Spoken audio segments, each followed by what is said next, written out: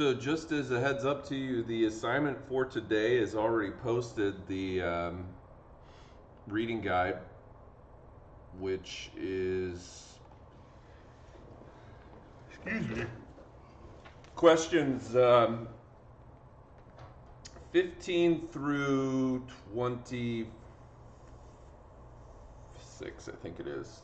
15 through 26, I think it's 11 questions. And if you want to have that pulled up, there will be certain questions that I'm talking about during the lecture today. You're welcome to have that open and working on that if you like, as I go through what goes on. And then we'll, let's see.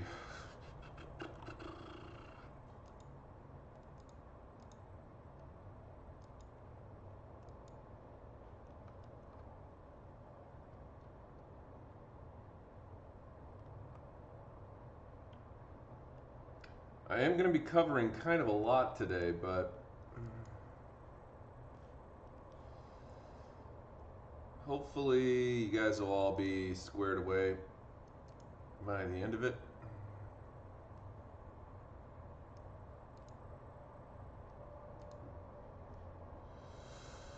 Okay.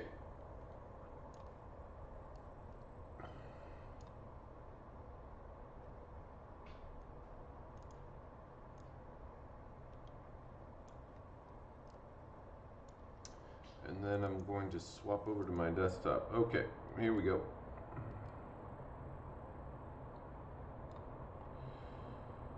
So, continuing talking about the French Revolution today,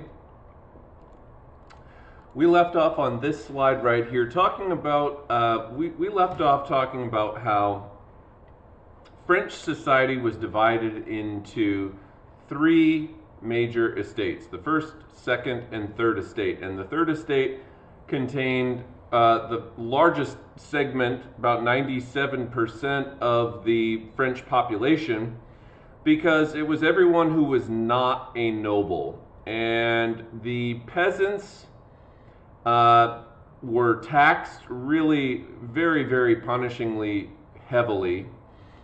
And there were all sorts of different kinds of taxes that they had to pay: land tax, church tax, poll tax, salt tax, income tax, etc. They also had to serve in the corvée. The corvée was the mandatory work for several days a year that they had to work for free doing manual labor. So the peasants are really pushed very, very hard in their existence. The nobles had hunting rights, including peasant lands. French peasants still were better off than serfs in Eastern Europe, but most of the reason that the French Revolution happens, we have to be honest, isn't so much of what happens to the peasants. The peasants' role in the French Revolution is kind of akin to the role of plankton in the ocean. They're there, they're participating, they're important, but they're not like the number one thing going on in terms of like what's happening with the French Revolution. And we'll talk more about that as we move throughout the lesson today. But really, if I was to pin down any segment of the population that was going to be most in favor of kind of the most radical changes, it's going to be the bourgeoisie, that upper middle class, educated, largely financially pretty successful, even though taxed really heavily, segment of the third estate. That's going to be the most radical reform, what's the word that I'm looking for? Proponent of the revolution. So, what role do the peasants play? Keep in mind that peasants have a tendency to be pretty conservative. Peasants are religious. Peasants are typically not educated. Peasants have a tendency to be living in distant rural regions. And so peasants live pretty conservatively. Peasants don't, even though, here's the thing that might be kind of confusing to you, even though peasants' lives are probably the toughest off of anyone in France, aside from maybe urban workers, to be honest with you, the peasants probably, aside from the taxation issue and some of the food shortage issues that they suffered through, they probably didn't want to see too much change in terms of grand political schemes. The peasants, generally speaking, are going to be a conservative segment of the population. The peasants generally don't like to see a whole lot of change.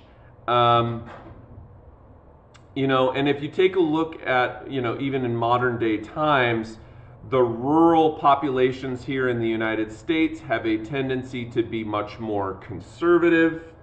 The rural populations have a tendency to want to protect tradition and the status quo, and they have a tendency to be just a little bit lesser educated in some cases and stuff like that, and so they don't know. They perhaps typically don't want to see a whole lot of change or rocking the boat when it comes to political upheaval. And so there's not going to be a lot of impetus for the peasants to participate in the most radical phases of the French Revolution, although there are some here and there that do, of course. But this political cartoon is kind of a nice representation of the peasant in France, who is, as depicted in this image here, carrying the weight of the first and second estate on his back. And you can see here that this poor peasant is hunched over, and he's kind of looks like he's tired. And here he's holding the first and second estate on his back, and this is of course a reference to the fact that the peasants paid so much in taxes. They had so much in taxes, and much of the state revenue was collected from the third estate, and it was meant to support the privileged estates. Here you can see some traditional apparel of the members of the three estates from left to right. You've got the clergy, the first estate, you've got the nobles in the middle, the second estate, and then on the right, the third estate, who you can see is dressed much more plainly in black clothing rather than in the colorful clothing of the privileged estates. Now, it might seem odd to you, but this is a true story. They took clothing very seriously back in the day. If you were a third estate member and you attempted to wear the clothing of a second estate member to make it appear as though you are a noble when you are not, this was a crime that was punishable in some cases by death. Okay, that's how significant it was to the French population of this time, particularly the first and second estate, of not allowing anyone to pretend to be a noble. Okay, they were very, the privileged estates had a vested interest in protecting their status at the top of society, and so there were all sorts of regulations in France at this time, laws and regulations that controlled the behavior of the vast majority of the population in the third estate, who became increasingly unable to participate in things, for example, like hunting where nobles started making laws that you couldn't hunt anymore, game laws as they're sometimes called, and then laws about the clothing and laws about all sorts of things like that. Very, very like, not, maybe segregated isn't the right word, because it's not really segregated, but the classes themselves tended to be very distinct, maybe is a better word. There's a lot of distinction between the classes, and that's intentional.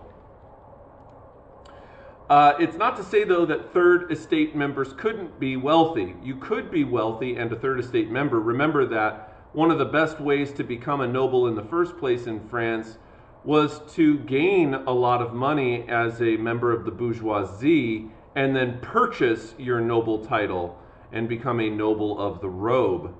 But not everybody had the ability to do this because it's extraordinarily expensive. And also, times are changing a bit. And so this is a gentleman of the third estate with his family, but clearly not everybody in the third estate would have lived a life like this. The bourgeoisie demanded more political and economic power. They very much resented the first and second estates, who held all of the political power in the state, and they wanted to see a reduction of these special privileges for the nobility, and they also wanted to receive some tax relief for themselves. So when we talk about the French Revolution and the segment of the population who has the largest amount to gain from seeing some major changes to the system, the social structure, and the political and economic structures of France, it's going to be the bourgeoisie, these people who are wealthy but kept out of political and economic power. And they wanted to, of course, be taxed less, because as a wealthy bourgeois member, being taxed at a rate of 50+% of your revenue is pretty brutal. And so they wanted to see the taxation laws changed. They also hated, the bourgeoisie hated, something called the lettre de cachet. And the lettre de cachet is basically a thing that made it so that the French government could imprison anyone without charges and without a trial, so no due process of law. And the reason in particular that the bourgeoisie, of course, would hate that is because the bourgeois, among other things, were the main students of the Enlightenment. And because they were the main students of the Enlightenment, they had a tendency to be critical, pardon me, a tendency to be critical of the first and second estates. And so, for example, Voltaire got himself into trouble all the time by being overly critical and saucy in his appraisals of the first and second estate in his writing. And so Voltaire was put in prison many a time and released and so on. But the noble class doesn't like having bad things written about them, and they also don't want to see any challenges or threats to their authority.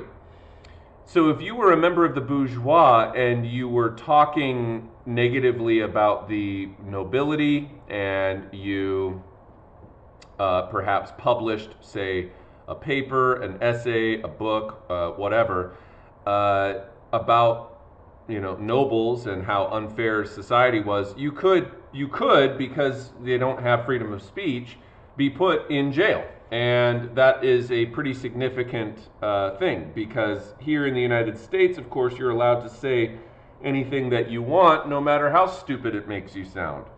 And so here in the United States, we don't have to worry about saying things outside of a few key things that cause threat to others, you know, like fire in a movie theater is putting other people's safety in harm's way. And so those kinds of phrases are illegal. But generally speaking, you can print or publish anything that you want, even though, you know, it's at your own risk, because if you say something stupid, then other people are going to think you're stupid. And so so you don't want to, or whatever, racist or sexist or anything else. You know, the society has a way of in our culture kind of hopefully being able to discern between racist commentary and not, or false commentary and not, although the verdict is out on that. But anyway, I'm kind of getting off track here. The point being that the letter of Descartes is what could potentially put members of the bourgeois behind bars without trial. So they didn't like it. Causes of the French Revolution. There's long-term causes and then there's short-term causes of the French Revolution. We're going to start by looking at the long-term causes, which is basically a complete breakdown of the old social order, which was known as the ancien regime. The ancien regime. The ancient regime just simply describes the estates system. When I talk about ancient regime, you should be thinking first, second, and third estates, okay? The old society of France prior to the French Revolution. And of course, how does the long-term breakdown happen? Well, it's heavily influenced, of course, by the American Revolution, because not only had many French soldiers served in the American Revolution, but the French bourgeoisie and lower nobility tended to be pretty intrigued by American ideals of liberty. Keeping in mind, of course, that the Americans were the first to really take the political philosophy of the Enlightenment and turn it into a political reality in America. Prior to America, all of that stuff that had been written about separation of branches and freedom of speech and all of that was great for political philosophy, but would it work in real life was the real question. And America had been showing that, yeah, you know, it can work. There was also massive French aid that had been given to the Americans, which increased the French debt. And this is really going to be one of the main economic reasons for the French Revolution, is because the American Revolution really puts the nail in the coffin on the French economy. They had already lost the 7 Years' War, and France was in tremendous amounts of, they were in so much debt that the creditors from other places, you know, let's say the Dutch Republic or Italy or Switzerland or whatever, they cut off France. They cut off the country of France. France was in so much debt that literally lenders are like, we're not giving you any more money because you never pay it back. Think about how you would have to be, if you're in so much debt as an individual, you declare bankruptcy and then you can't get a loan for like 8 years or something like that. All right, but if you declare debt, if you declare bankruptcy as a nation, you are in a whole huge amount of debt. And the American Revolution and France's participation in it, which cost them heavily because they didn't gain anything from winning the war. Usually if you're fighting a war against somebody like the British and you emerge victorious, there's something to gain. You gain some land, you gain some colonies, you gain whatever. The French didn't get anything from winning from helping the Americans win the American Revolution. They really got nothing out of it except for sticking it to the British. And so France's economy is in a nightmarish condition by the time that we get to the end of the American Revolution. Increased criticism of the French government was spurred by rising expectations of the Enlightenment. So one of the reasons that we start to see a breakdown in the old order, the ancient regime, is that the Enlightenment encouraged people to challenge authority. You had these new ideas from Locke, Montesquieu, and Rousseau that had become very popularized during this time. Laissez faire economics and the idea of free market capitalism had become very popular among the middle class who wanted to make money and engage or initiate trade. So Adam Smith and Quesnay, I forget the guy's first name, but Adam Smith and was it Francis Quesnay, something like that. Anyway, they influenced this notion of freeing up the heavy-handed mercantilism of France. That, you know, one thing that I was mentioning to the last class that is related to this is that, let's say that you wanted to trade something, like let's say you had a cart of whatever materials that you were trying to trade from northern France to southern France.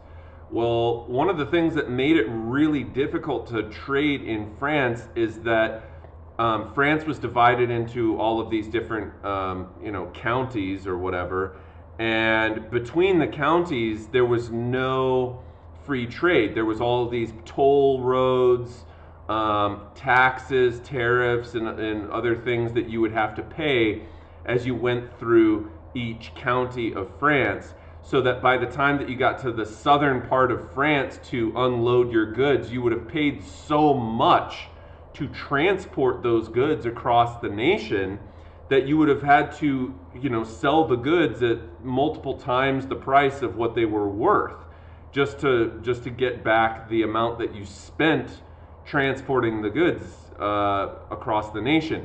Think of it like if you loaded up a truck in California with a load of goods and then you drove it to New York City, and every time you got to a new state you had to pay more taxes, more tariffs, more tolls, and by the time that you get to New York you've spent as much money as what your whole cargo is worth.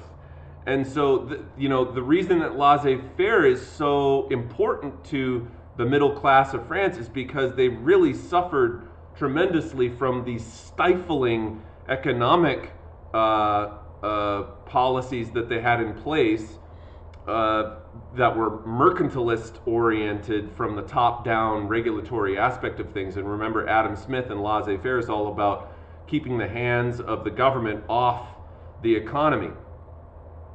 Criticism of government corruption and aristocratic privileges was another reason that people started to challenge authority. They didn't like that the nobles, just because they were born into their position as a noble, managed to have a whole bunch of wealth and power. And so that, of course, is another thing. And then the other side of it is this divine right aspect.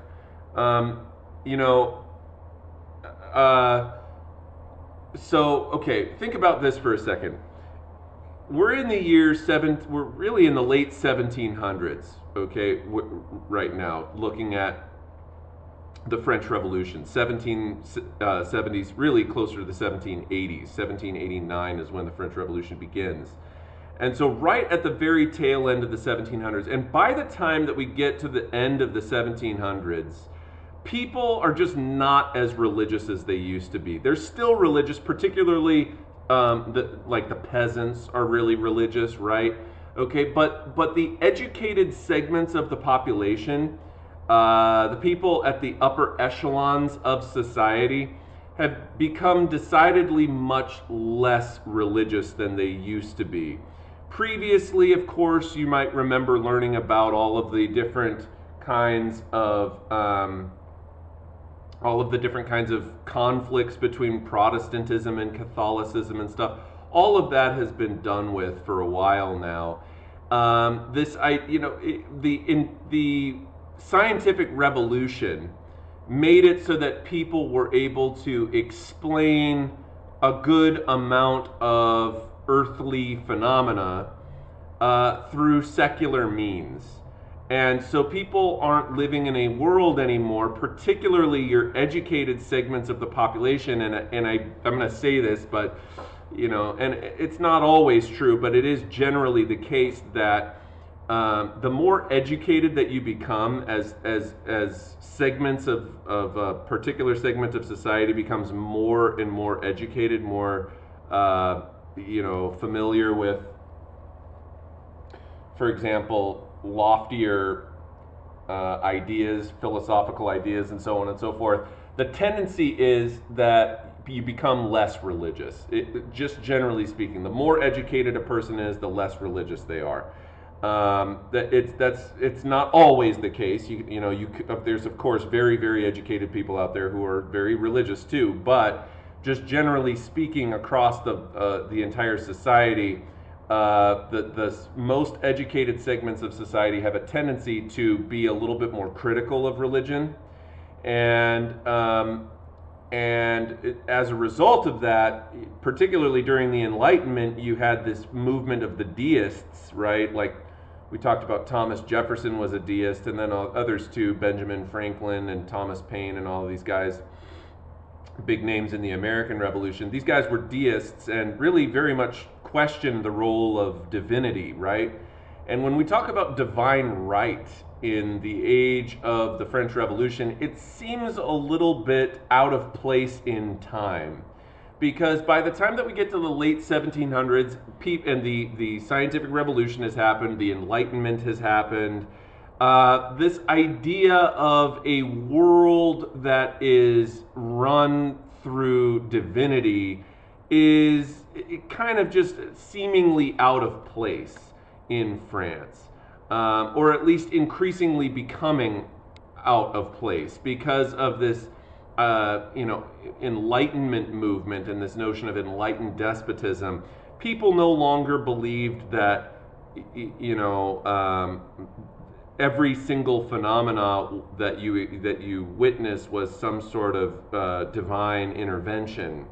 And also this idea that God selected people to lead is another thing that rubs particularly the bourgeoisie the wrong way, because it's not meritocratic.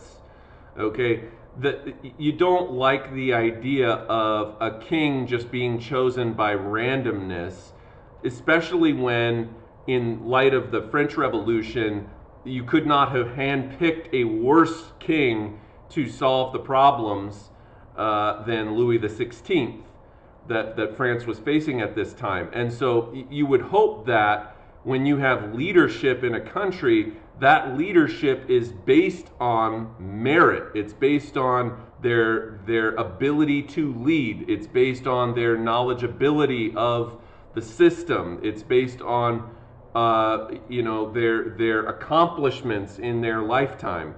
You don't want somebody to be able to just become the leader of a place because quote unquote God chose this person, despite the fact that they're an idiot. And or alternatively, you don't want people in power who are corrupt or who don't really have any leadership ability, but just simply have something else, like a lot of money, or they get born into the position, as kings did back in that day. So if you're super, super, super, super wealthy and you can just buy your way into a position of power, that doesn't really speak too well to one's merit leading them to that position. You would want people who are leading the government to have demonstrated that they have leadership abilities and some sort of proficiency at their job.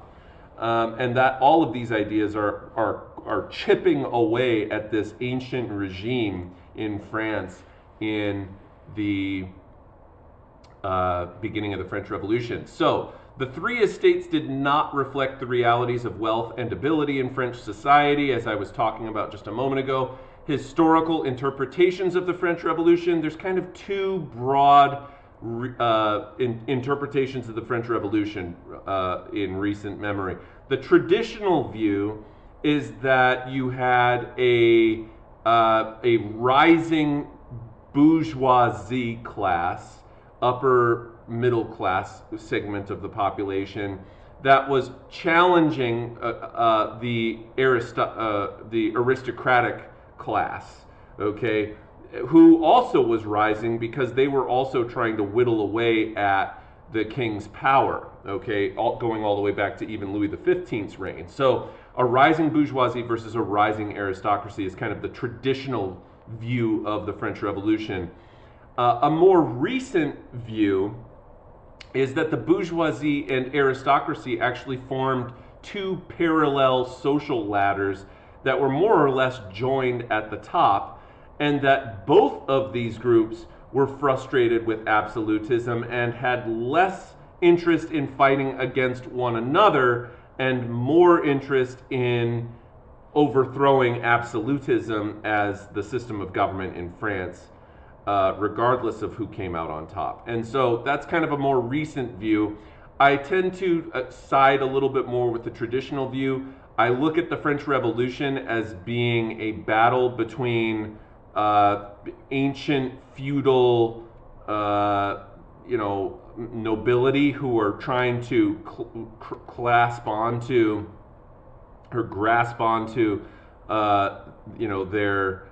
their waning political power against a rising, educated, capable, and wealthy and much larger segment of the population in the bourgeoisie. Also, the trends of capitalism and liberalism were huge in promoting the bourgeois effort to secure changes. The immediate causes of the French Revolution, on the other hand, would no doubt boil straight down to King Louis XVI and his gross financial mismanagement of the entire economy.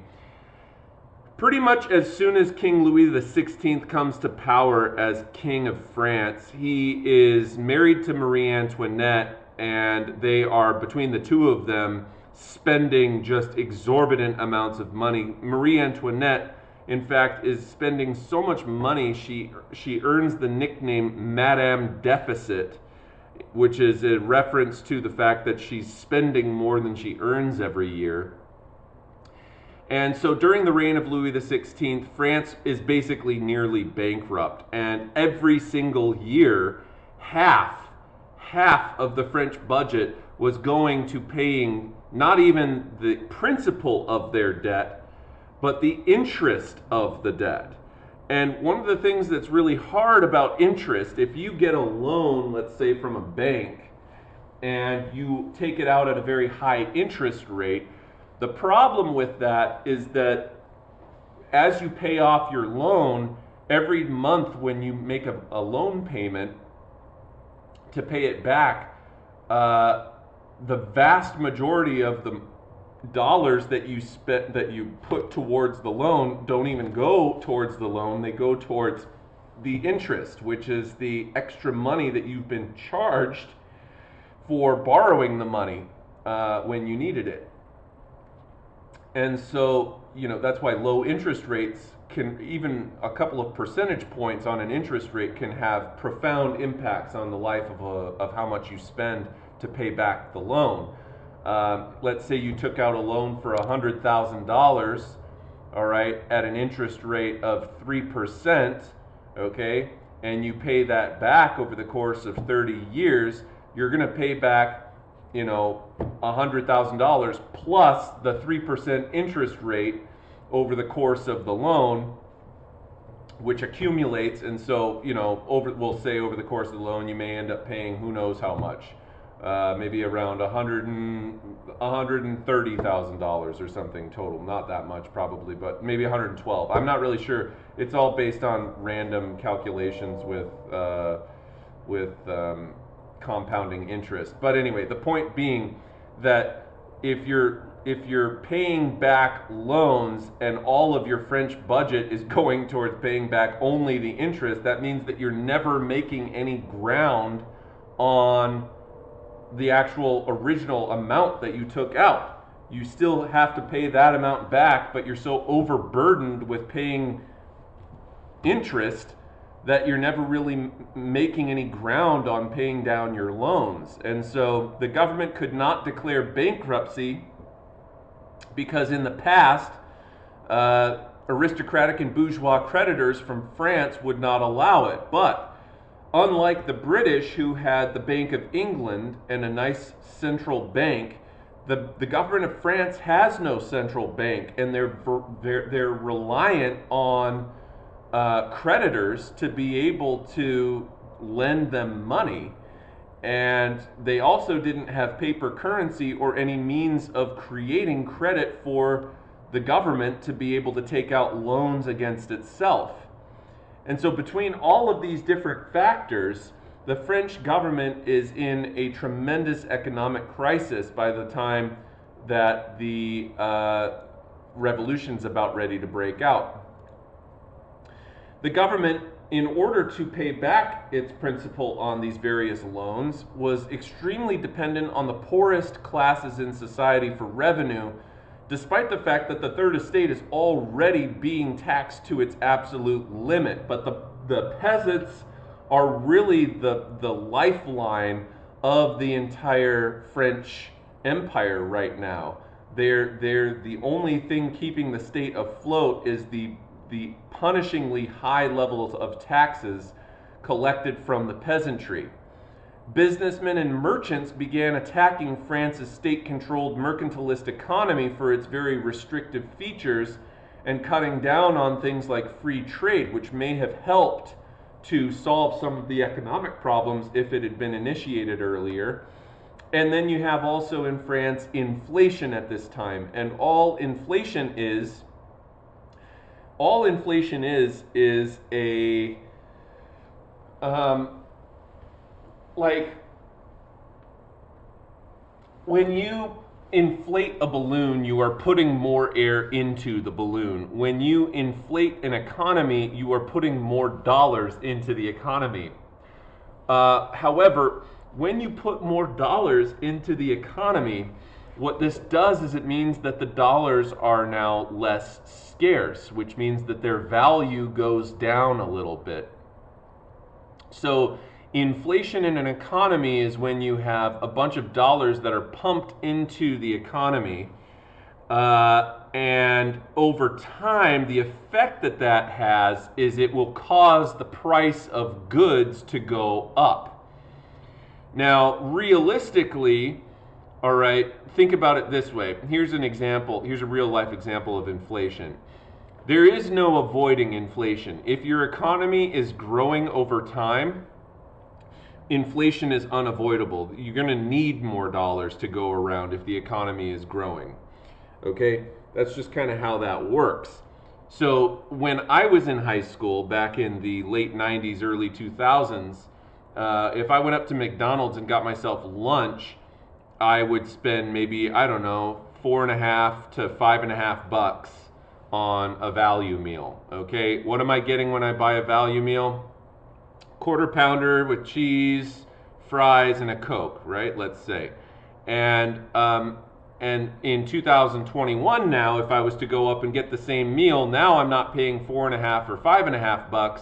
I'm paying like $8.50, $9.50. Why am I paying twice as much even though I'm still just getting the same thing? Quarter pounder with cheese, fries, and a Coke. Same thing, but now I'm paying twice as much. Well, it's because today there are more dollars circulating around in the US economy, which means that it takes more of those dollars to buy the same thing.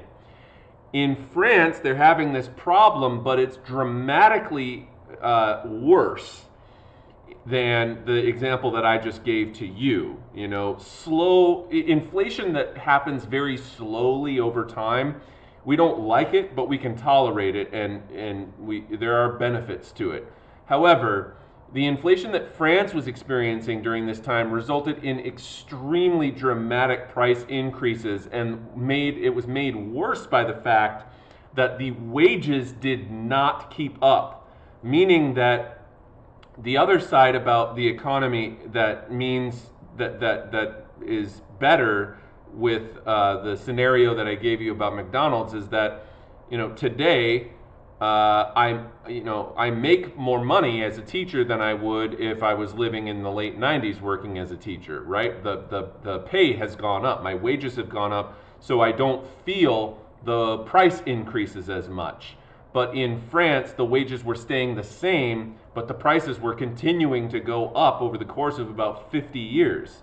And it reached, if ever there was a time that God intervened to make a situation worse, it was the French Revolution, because in the 10 years that led up to the French Revolution, there was also this other kind of unusual weather pattern phenomenon that happened, of basically a miniature ice age, and it was just unseasonably cold and bad weather for years on end, for about a decade. And what this did was it resulted in a lot of famines, crop failures. And so not only was there inflation of goods already prior to this weather phenomenon, not only was there stagnant wages prior to this, but then add to that an actual wheat grain shortage where there's not enough food to feed the growing population of France, because France's population is growing during this time thanks to the agricultural revolution. It is a catastrophic set of circumstances that France is facing by the time that they get into the mid-1780s.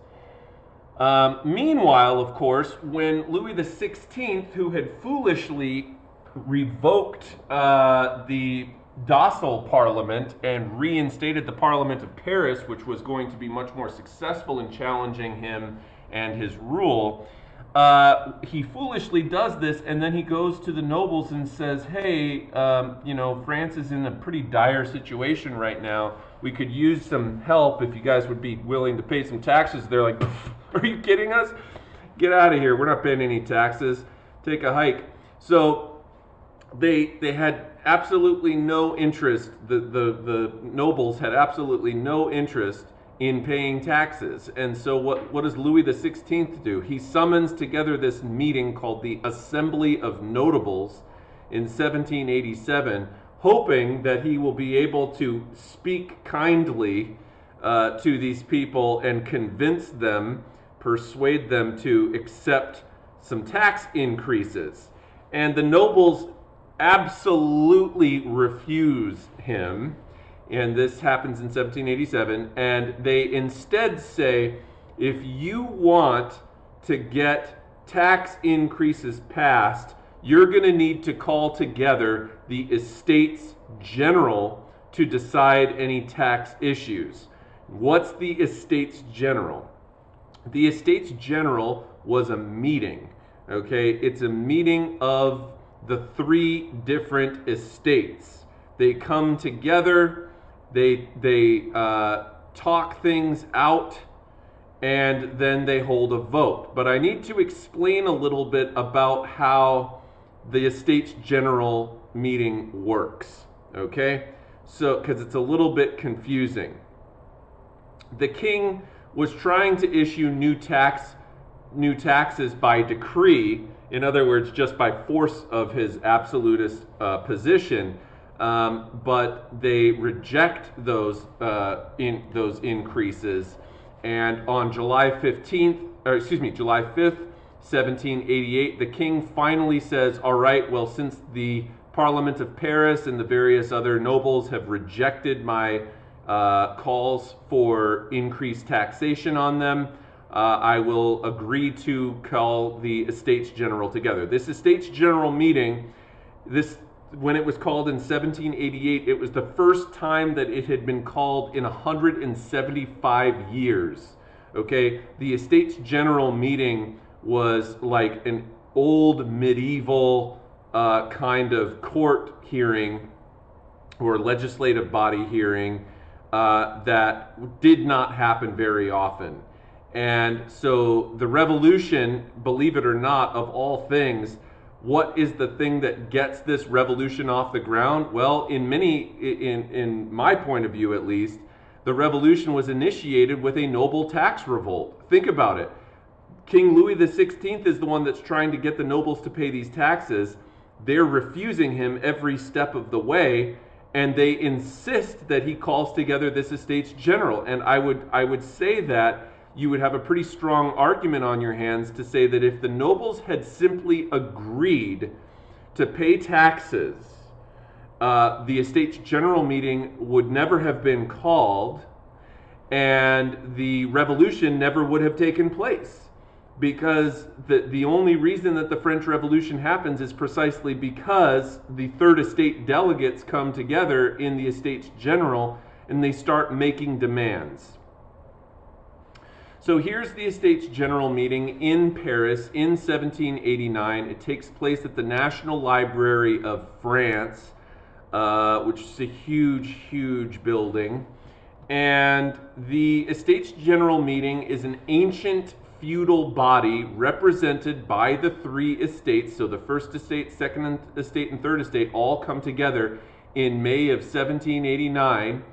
And election fever swept France between 1788 and 89 as representatives were elected to these delegate positions for the first time from each estate. So each estate had a number of elected delegates who would go and serve as delegates in the Estates General meeting for their estate. And one of the things that they first do when the delegates convene with one another is that each estate's delegates is instructed to compile a list of suggestions and grievances and present them to the king. So the Cahiers des Doléances is what this is known as, and I'm sure I'm pronouncing that wrong because I don't speak French. But this is basically, think of the Cahiers des Doléances as a list of grievances that each estate comes up with. So they have, each of them has their own list. And then what they do is they come together and they compare and contrast each other's list of grievances, and they find which ones they have in common. So what did they agree on? Well, here's what they agreed on. They agreed that France should be a constitutional monarchy. Okay, and remember, that's the age of Montesquieu talking there, because in the early days of the French Revolution, which we're really coming up on here now, that the Estates General meeting is where everything starts off. The Estates General is like the beginning of the French Revolution, okay? So now we're actually seeing the start of it. All of the other of it has just been talking about long-term causes, but now we're actually at the immediate start of the French Revolution. So in the beginning, I want you to remember that the French Revolution originally was rather moderate in its goals. It was trying to create a constitutional monarchy like Britain had. They weren't trying to create a republican democracy like America had. All right, so, but they also agreed, the estates all agreed that individual liberties should be guaranteed by law. That's kind of like a, John Locke, Voltaire sort of a thing. They agreed the position of the parish clergy should be improved, and they agreed about those trade barriers being eliminated that I was telling you about earlier that made it so difficult to trade stuff across France. The main issue that was dividing the estates, though, so they agreed on some things, but the main issue that was dividing them was how should the delegates that are meeting there at the Estates General meeting, how should the voting take place? So here's my little drawing that I have for you about the Estates General. So here's your Estates General meeting, and you can see here the different estates. So I've got my first estate, second estate, third estate. My first estate is clergy. Remember, clergy are nobles for the most part. Okay, so clergy, aka nobles. Second estate, your nobility. Obviously, they're nobles. And then your third estate, everyone who is not a noble. All right. Now, how do they want to do the voting? The third estate had twice as many delegates as either of the other estates. Okay, so you can see here's my delegates in my first estate. Okay, we'll say there's about, 20 there. That's not how many there were in real life. I'm just making it as an example. Okay, so you had several here, several nobles in the second estate, but look at how many delegates you have in the third estate. There's a bunch of delegates in the third estate. Okay, now if they were, here's the question that they're being asked. Do you want to tax the nobles of France to solve the looming economic crisis? All right, if the voting was done by every delegate, okay, every head of every delegate, okay, if every vote, in other words, if it was a popular vote of every delegate in the meeting, okay, the third estate would have the edge in that situation. Okay, the third estate would have the edge because they had so many more delegates than everybody else, and there were certain members of both the first and second estate. They were in the minority, but there were members of the first and second estate that actually did want to see taxes passed for the clergy and for the nobles. And so if it had been done by head, probably it would have gotten passed. However, that is not how Louis XVI decides to go about with the voting. Instead, he insists that the voting of the Estates General meeting take place by way of the old medieval rules, which is that when the estates vote, each estate votes separately and in seclusion of the others. So the first estate has their vote, the second estate has their vote, and the third estate has their vote. And then, based on the outcome of each of these three votes, for the Estates General overall vote, you only have three. One here, and one here. Meaning that the way that the voting will take place, even though you have so many more third estate delegates here, because they only have one vote, they are always going to be outvoted by the privileged estates of the first and second estate. And this, it wouldn't matter what it was. This is why the whole system of the Estates General was rigged from the start, right? There was no way that the third estate ever would have been able to outvote the first and second estate. The only things that they ever would have been able to get passed were the things that they all agreed on, which was aside from the point. And so that's really not going to fix the problems. So the point being that the main issue is how should they vote. Each estate was expected to elect its own representatives. There was a guy by the name of Jacques Necker. Jacques Necker was the finance minister for Louis XVI, and he convinced Louis XVI to double the number of representatives in the third estate. Jacques Necker was looked at as a hero by the third estate, even though he was a noble, because Jacques Necker was acutely aware that the third estate was so harshly taxed and that the economic situation in France was so bad, and the third estate looked at Jacques Necker as being kind of their buddy in the upper echelons of government, who could maybe look out for the third estate. But ultimately, what you'll find out in just a little bit here is that Jacques Necker actually ends up getting fired, and that was something that initiated actually a major angry mob in Paris, because the third estate really liked Jacques Necker. Anyway, Parliament of Paris decreed that the estates should vote separately. This would mean that, of course, the common interests of the first and second estates, being privileged classes, would be able to easily outvote the third estate, and the third estate was absolutely furious. Emmanuel Joseph Sieyès. Emmanuel Joseph Sieyès is what his name is, and he has a title, Abbé or Ab Sieyès. Abbé Sieyès is this guy who he's a clergy member. He's a part of the first estate, and he gave a speech to the third estate while the Estates General meeting was happening. And why would a first estate member who's privileged come over and give a speech to the third estate? Well, it's because, as I mentioned to you before, there were certain people within the first and second estate who actually sympathized with the problems that the Third Estate was facing and with the challenges that France at large was facing. And so Emmanuel Joseph Sieyès was one of these guys. He's a clergy member. He comes over to the Third Estate meeting hall and he gives a speech called "What is the Third Estate?" And in his speech, he claimed that the Third Estate should be the estate that rules France. He stated that the nobility should be abolished. He believed that the Third Estate represented the vast majority of French society, and that word "everything" there is the answer to the question, what is the Third Estate? In Emmanuel Joseph Sieyès' estimation, the Third Estate was everything.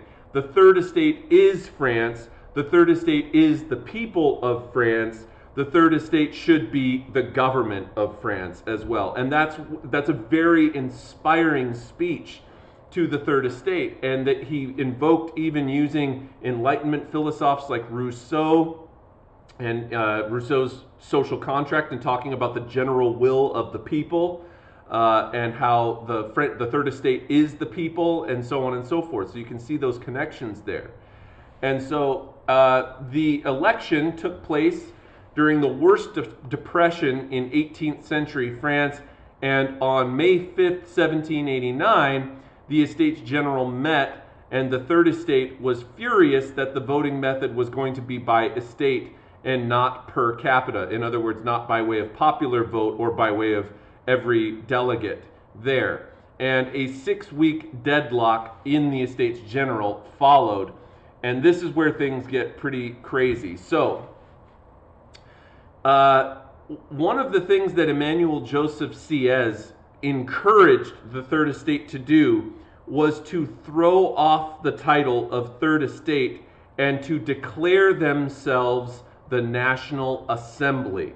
So Emmanuel Joseph Sieyès sparks this idea in the Third Estate to stop calling themselves the Third Estate and instead start calling themselves the National Assembly of France, the National Assembly. And they have a vote on June 17th in the Third Estate chambers, and the Third Estate overwhelmingly votes to start calling themselves the National Assembly and begin to make laws on behalf of the French people. This is really what we might call kind of the first major act of revolution, because they show up a few days later for the Estates General meeting, which was still going on at the time, and they go to open the door and they realize it's locked. And lo and behold, the First and Second Estate had locked the Third Estate out of the Estates General meeting because they had started to get a little bit uproarious by calling themselves the National Assembly, and there was concern about what they would do if they started to just kind of take power and start doing what they want. And so instead of meeting inside, they go to a nearby tennis court, indoor tennis court, which was actually a handball court, and they basically start giving speeches in the name of liberty, in the name of basically a new constitution. Every single speech that these guys give during this, what becomes known as the tennis court oath, the oath is that at the end of everybody's speech, as they're giving their love of liberty of France and decrying the injustices of the privileged classes and so on, at the end of every speech they say basically, and we're not leaving until we get a new constitution. Remember, at this time they're still trying to create a constitutional monarchy that would limit the authority of the king and increase popular participation in government. And so basically the tennis court oath, it gets pretty crazy. Here's them giving speeches. It's very, very, very rife with revolutionary spirit. Lots and lots of uproarious speeches given on that day. Even some First and Second Estate members came over and gave speeches to the Third Estate in order, probably in part out of fear, but also in part out of they actually did believe in the cause of the Third Estate, or of the National Assembly, as they're calling themselves now. Of course, not everybody handled it as well. I don't know if you can see this guy down here in the corner who looks like he's kind of having a bit of a panic attack. But, you know, hey, that is what it is. So, June 27th, we start to see defections.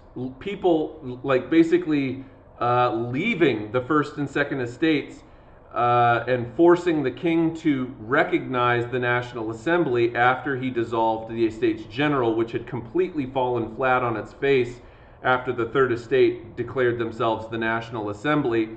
Now, of course, the National Assembly is dominated by the most educated and wealthy segments of the Third Estate, namely the bourgeoisie. And the king now found himself allied on the side with the more conservative nobles, the nobles who didn't want to see major changes taking place in France. So on July 11th, by that point already, Jacques Necker had been removed, which had infuriated millions of French people, particularly of the Third Estate, who saw him as an ally among the nobility. And a lot of these Third Estate bourgeois members wanted to get noble allies on their side. So here is an image of Jacques Necker, the liberal finance minister under Louis XVI, should say. That says Louis XIV, but it should say Louis XVI. He sympathized with the Third Estate and oversaw the meeting of the Estates General, but his dismissal by Louis XVI in July of 1789 helped provoke what became known as the storming of the Bastille. So, the storming of the Bastille happens on July 14th, just a few days after Jacques Necker gets fired. This is the first violent act of revolution. The first, political act happens when the tennis court oath happens. But the first violent act of revolution is the storming of the Bastille. What is the Bastille? The Bastille was it's not there anymore. If you went to Paris today and you said, hey, taxi driver, take me to the Bastille, he would not take you anywhere because it hasn't existed for the last 200 years. But the reason it doesn't exist anymore is because it was an old medieval castle, dungeon building, prison, it was a feudal remnant from the Middle Ages. It was a giant, basically, stone castle with round turret walls. And it was during the times of the French Revolution, it was being still used as a prison. And so this building was a symbolic reminder of the ancient regime, and that's why it gets targeted, along with the fact that because it was being used as a prison and it was like a fortified building, that was where they kept a lot of gunpowder, at least where the mobs thought that the gunpowder was kept.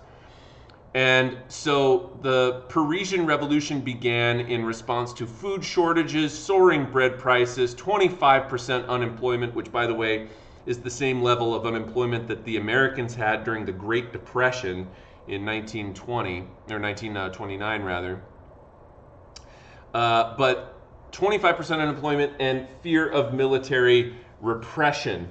Also the firing of Jacques Necker as well. And so all of these different points of anger have contributed to this storming of the Bastille, where they were hoping to take over the prison and acquire gunpowder.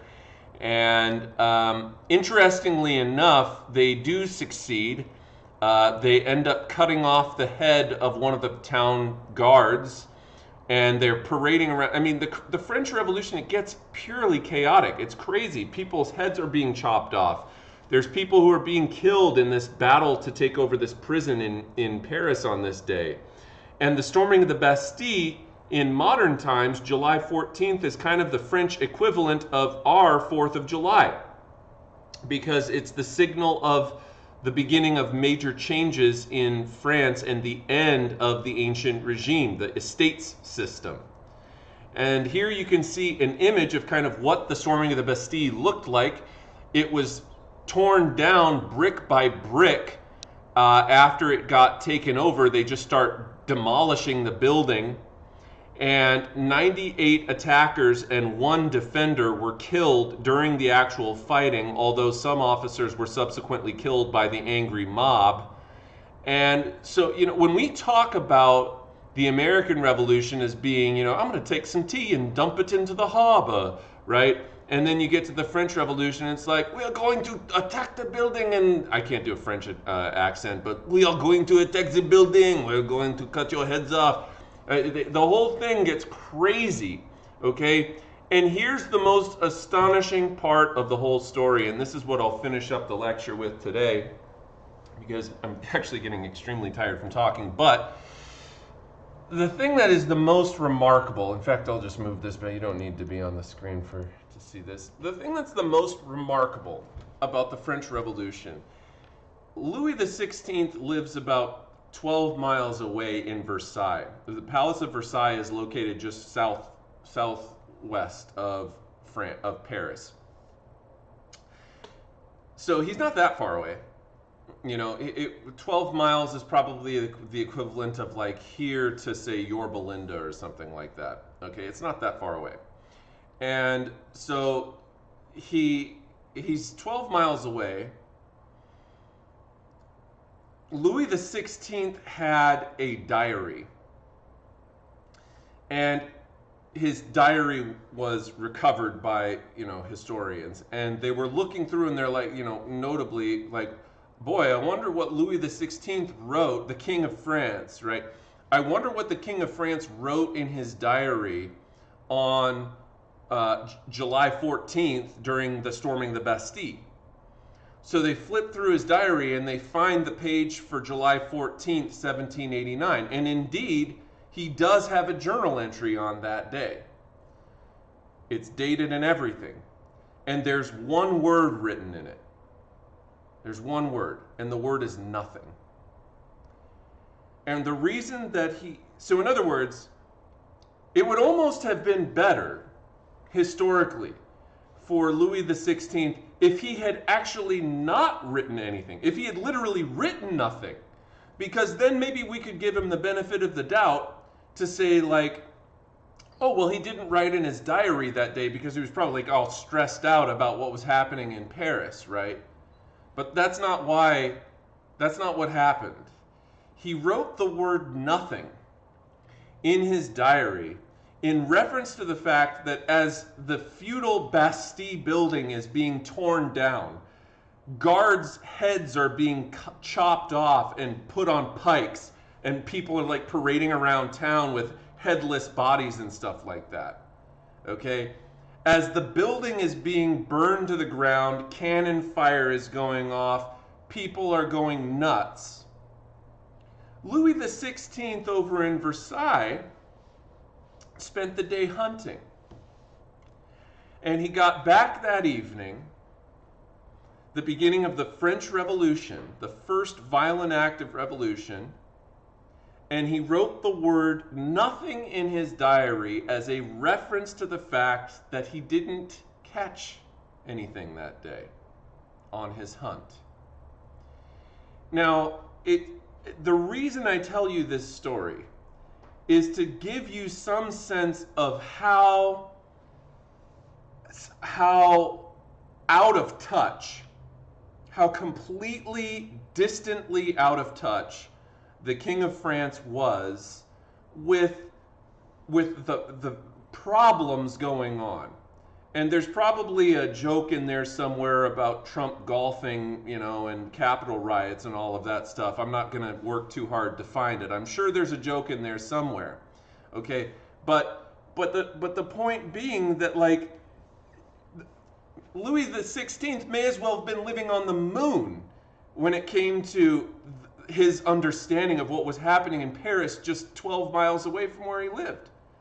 In Versailles, where he's so insulated from all of the other problems that are going on in France that he probably, and I'm not even kidding you, probably didn't even give any time that day to thinking about it. His understanding of food shortages and bread crises and rising costs and unemployment. All of these are ideas that are so foreign to Louis XVI, he's not going to be able to really understand them. You know, that's not his life at Versailles. He doesn't get it. He's completely out of touch. And so the revolution happens on that day, and he writes the word nothing in his diary. We'll pick it up there next time, folks. Get the reading guide done, or the reading guide questions for this time done by Friday, and we'll see you next time. Have a great day.